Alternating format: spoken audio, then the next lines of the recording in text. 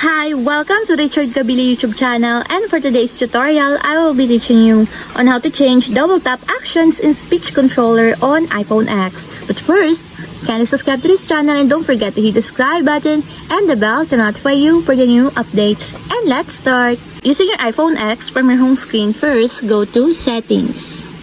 Then in the Settings, scroll down and find the Accessibility and then tap.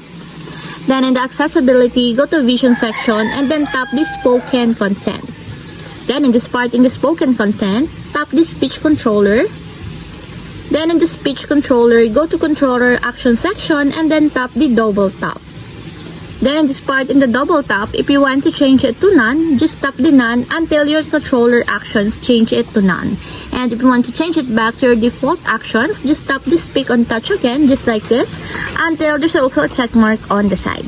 And that's it, we have successfully changed double tap actions on speech controller on iPhone X. If you have a question, can you comment down below, and don't forget to hit the subscribe button and the bell to notify you for the new updates. And thank you for watching!